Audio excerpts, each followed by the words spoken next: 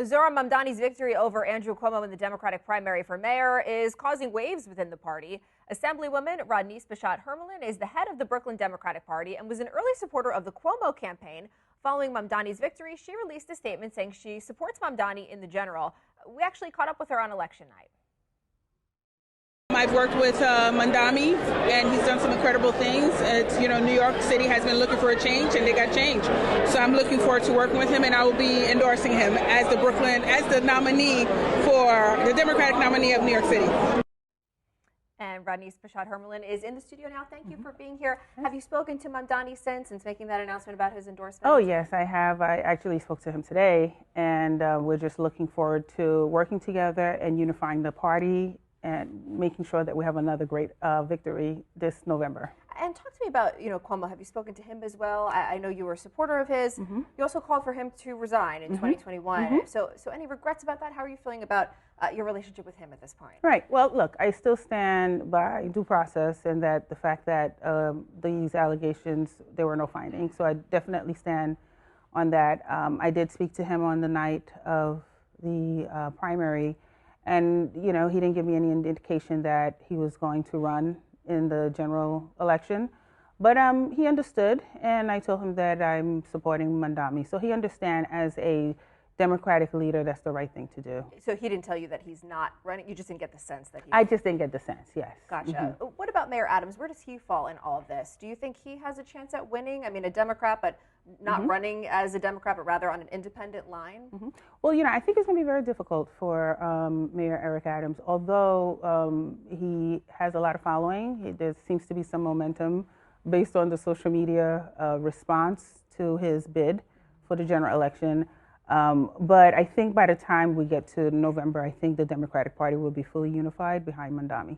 What do you say about people who feel like Zohran Mamdani is just too progressive and that the entire party will not be able to back someone like him? Right. I mean, I don't know what too progressive is. I think the thing that Democrats should know that we all are writing on the same things: affordable housing, making sure that we have better quality schools, making sure that there's equity across New York City and all different demographics. And I think, that's something that he's been fighting on. That's something that we all have been fighting on. I think there's been different approaches in terms of how we message, who we've been associated and so forth. But as Democrats, we all want the same thing. I am curious, you were at the party for Mark Levine, right? Correct, yes. Comptroller. What was the reaction there when they realized at that party that Mamdani was winning over Cuomo? They were very happy. I think many of the Mark Levine supporters were also Mamdani supporters.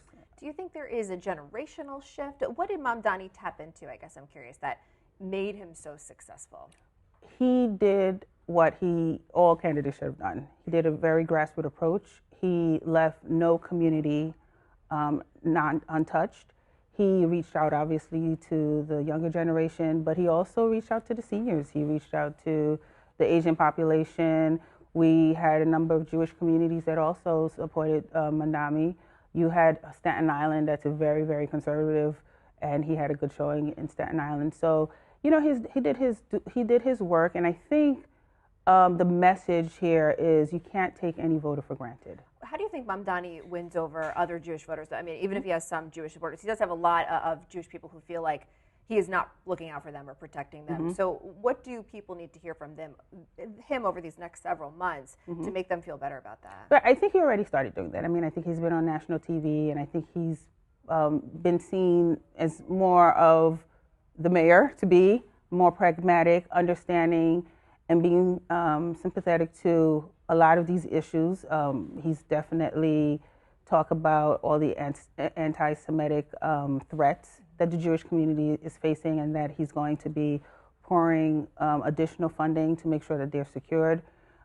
So I think it really takes a conversation. I've spoken to many members of his team, members of the Muslim community who also want to address resources for the yeshivas and other concerns of the Jewish community. I think, we as Americans and Democrats, sometimes we have to separate what's happening globally and kind of focus on our commonalities and how we should unify, making sure that U.S. is strong as possible, our neighborhoods as strong as possible, New York City as strong as possible. So. Speaking of that, obviously his win made international news. And we did hear from Chuck Schumer and Hakeem Jeffries congratulating Zohran Mamdani. They didn't go as far as endorsing him, though.